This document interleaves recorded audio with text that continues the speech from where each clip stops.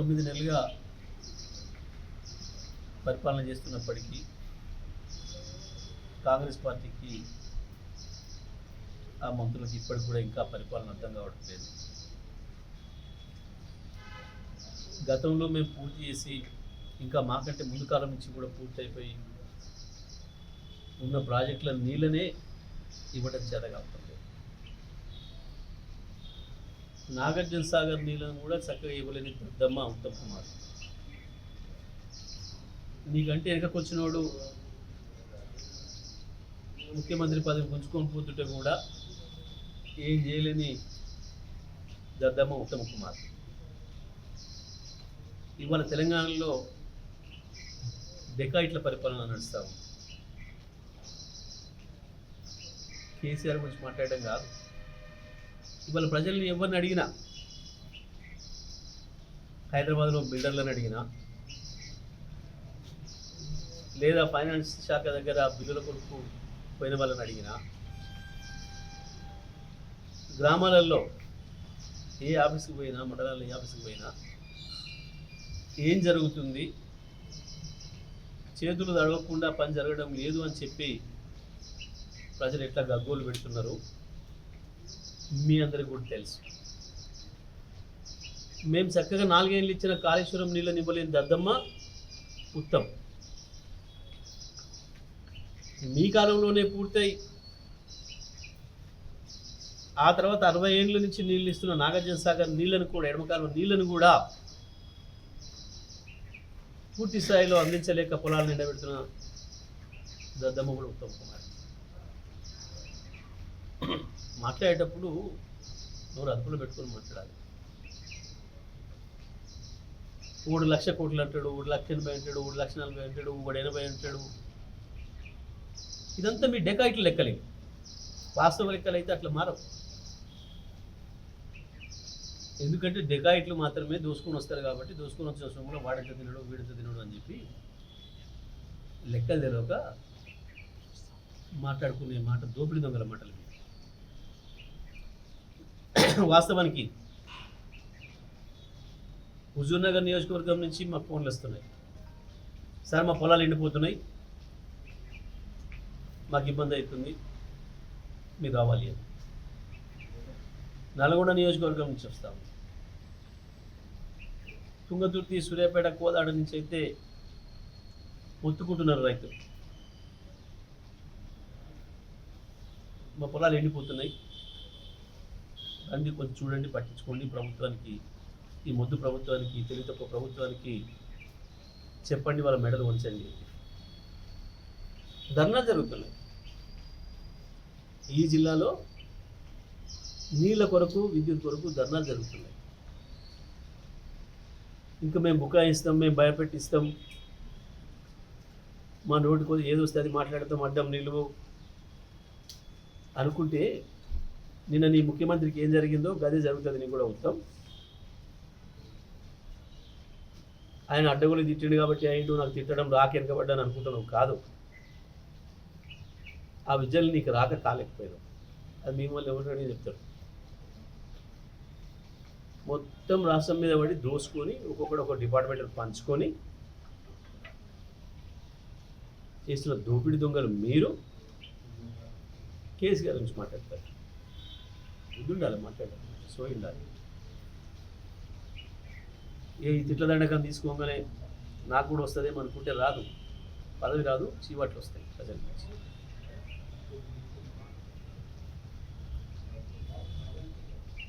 దమ్ముందా మాట్లాడతావా?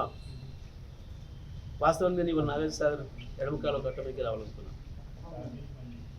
అక్కడి నుంచి నాకు మాట్లాడుతున్న రైతుల దగ్గరికి వెళ్ళాలనుకున్నా, కానీ రాత్రి నుంచి వర్షం ఉండటం వల్ల ఆగిపోయినా. లేకపోతే ఇవాళకే అనేక మంది రైతులు మీ పాలకీడు ఒకసారి నేర్జర్లవో, ఒకసారి జానపాడవో, ఒకసారి నల్లగొండ కనగలిగిపోండి, లేదా తిరుమగిరి మండలం రా, ఆరోపల్లి, నూతనకల్, మద్దిరాల, ఆత్మకూరు, చివెంల, ఎన్పాడ్, మోతే, ఏ మండలానికైనా వెళ్దాం. మీ పరిపాలన చక్కదనం ఎట్లుందో, మీ ఇరిగేషన్ శాఖ నిర్వాహకం ఏందో, ఎందుకు కాళేశ్వరం నీళ్ళు 4 ఏళ్ళ నుంచి వచ్చింది ఇప్పుడు ఆపినట్టు, కోతలు కోసిండ్రు, అబద్ధాలు చెప్పి ప్రజలు మోసం చేసే ప్రయత్నం చేశారు. కాళేశ్వరం నీళ్ళు రాలేదు, ఒక చుక్క కూడా, మొత్తం ఎస్ఆర్ఎస్పీ నీళ్ళే మేము దొంగితే మేము తెచ్చిన ఎస్ఆర్ఎస్పీని మాట్లాడేది. ఇప్పుడు కాళేశ్వరం కొట్టుకపోయింది అని చెప్పాను. మరి ఎస్ఆర్ఎస్పీ మీరు కట్టిన ఎస్ఆర్ఎస్పీ అక్కడనే ఉంది కదా, ఇప్పుడు ఎందుకు వస్తలేవు నీళ్ళు? సూర్యాపేటకి ఎందుకు రావు, తుంగతుర్తికి ఎందుకు రావు, కోదాడికి ఎందుకు రావట్లేదు? చెప్తావా సమాధానం సూటిగా? ఎందుకు నాగార్జునసాగర్ ఎడమ కాలువలో మొన్నటి వరకు మేము 11,000 క్యూసెక్ల నీళ్ళు ఇచ్చినాం, ఎందుకు ఇవాళ కేవలం నువ్వు 6,000 క్యూసెక్లు ఇచ్చి చెరువులు నింపకుండా రైతాంగం పొలాలు ఎండబెడుతున్నావు? ఎడమ కాలువ కింద కూడా ఎస్ఎల్బీసీకి కూడా పూర్తి స్థాయిలో నీళ్ళు తేవడం లేదు. నిన్న మనం 2 రోజులు ధర్నా చేశారు కదా తిప్పర్తి మండలంలోనే, నీ స్వయంగా నల్గొండ మంత్రి నియోజకవర్గ రైతులే. సిగ్గనిపిస్తలేదా మీకు? ఇంకా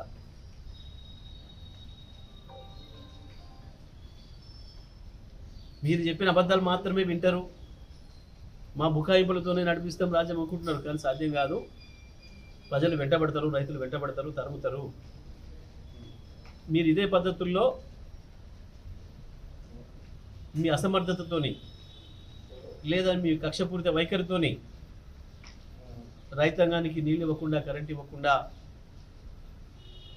ఇదే విధానం కొనసాగిస్తే మీరు మళ్ళీ యాసంగి నాటికి ఊళ్ళలో రాలేరనే విషయాన్ని కూడా గుర్తుపెట్టుకోవాలి. ఏం మాటలు, చెత్త మాటలు. ప్రతి రివ్యూలో, అధికారిక రివ్యూలో ప్రభుత్వ సొమ్ముతోని హెలికాప్టర్లో తిరుగుకుంటా మీరు వాగుతున్న వాగుడు, సులువు వాగుడు, ఏం వాగుడు, చెత్త వాగుడు. బుద్ధి ఉండాలి కదా. ఎక్కడ కూర్చున్నాం, ఏ రివ్యూలో ఉన్నాం, ఇది రాజకీయ సభనా, ఇది అధికారిక సమావేశమా అని సోయి ఉండాలి కదా. ఏం చెప్పినావు? కేసీఆర్ మీద ఏడుపు తప్ప కొత్తగా ప్రారంభం చేయిస్తారట, కొత్తగా దేవాదులు నవ్వుకుంటారు ప్రజలు. దేవాదుల నీళ్ళను ఎప్పటి నుంచో వాడుతున్నారు కదా ప్రజలు. సిగ్గనిపిస్తలేదా? మేము ఇచ్చిన ఉద్యోగాలకి మేము ఇస్తున్నామని చెప్పుకోవడం, పూర్తయిన ప్రాజెక్టులను మళ్ళీ ప్రారంభం చేస్తా అని చెప్పడం. ఏ పరిపాలన ఇది? ఏం పరిపాలన? సో ఇండు మాట్లాడుతున్నారా, లేక మాట్లాడుతున్నారా? ఇప్పటికైనా ఉత్తమ్ గారు ఆ శాఖ మీకు చేయొస్తే చేయండి, లేదంటే కూర్చొని ఆలోచన చేసుకోండి. కానీ నీకు అర్థం కాక, నీకు చేయరాక ఇంకా కేసీఆర్ మీద పడి ఏడుస్తా, కేసీఆర్ని తెప్పించుకుని తిట్టి బయటపడతా అని అనుకుంటున్న రైతుల నుంచి సాధ్యం కాదు. మొదలైంది అప్పుడే, రైతుల్లో చర్చ మొదలైంది, ఇక తిరుగుబాటే ఉంది. మీరు ఇదే రకంగా కాళేశ్వరం తీసుకుని ప్రారంభం చేయకుండా మేము ఆపుతాం, మేము మేడిగడ్డ కన్నెపల్లి పంప్ హౌజులు ప్రారంభం చేయకుండా మేము ఆపుతామని మీరు అనుకుంటే తప్పకుండా రైతాంగం చేతుల్లో మీకు తనులు తినే పరిస్థితి వస్తుంది. జాగ్రత్త. ఈ మాటలు నాకు మాట్లాడాలని లేదు వాస్తవానికి, కానీ నిన్న మీరు అధికారిక రివ్యూలో మీరు మంత్రుల నుండి, 3 మంత్రుల నుండి, ఎమ్మెల్యేలను పెట్టుకొని అధికారులు పక్కన ఉండగా మీరు మాట్లాడిన మాటలు, మీరు మాట్లాడిన మాట అచ్చం ఇవాళ మీ ప్రభుత్వానికి, మీ మంత్రులకు సరిపోతుంది. డెకాయిట్ అనే పదం ఏదైతే వాడినావో ఇవాళ మీ మంత్రుల గురించి, అందరి గురించి ప్రజలు అదే మాట్లాడుకుంటున్నారు. హైదరాబాద్లో ప్రజలు అడిగినా చెప్తారు, ఆర్థిక శాఖ పోతున్న ప్రజలు అడిగినా చెప్పమని చెప్తారు, మున్సిపల్ శాఖకు పోయే వాళ్ళని అడిగమన్నా చెప్తారు, లేదా రెవెన్యూ శాఖకు సంబంధించి గ్రామాలలో జరుగుతున్న విషయాలపైన అడిగినా చెప్తారు. దొంగలు మీరు పెట్టుకొని ఇంకో గురించి మాట్లాడడం మానుకోవాలి. సరే, మాకేమో ఊరికే ఇట్లాంటి పదాలు ఉపయోగించడం ఇష్టం ఉండదు కాబట్టి మేము మాట్లాడము. ఎప్పుడు కూడా మాకు అలవాటు రాలే. కేసీఆర్ గారు మాకు అటువంటి మాట్లాడమని చెప్పలే, మాట్లాడలే, అవి రాలే. కానీ ఎవరిని డెకాయిట్ అనాలి? పట్టపగలు పట్టుబడ్డ దొంగలను అన్నా, రెడ్ హ్యాండ్గా పట్టుబడ్డ దొంగలను అన్నా,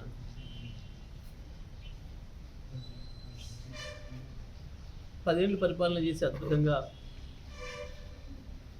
ప్రజలకు ప్రత్యేకించి రైతాంగానికి నీళ్ళు ఇచ్చి విద్యుత్ ఇచ్చి వ్యవసాయం బాగు చేసిన ప్రభుత్వాన్ని ఎవరున్నా ఎవడు పట్టపగలు దొరికిన దొంగ ఎవడు డెకాయిట్ ఎవడు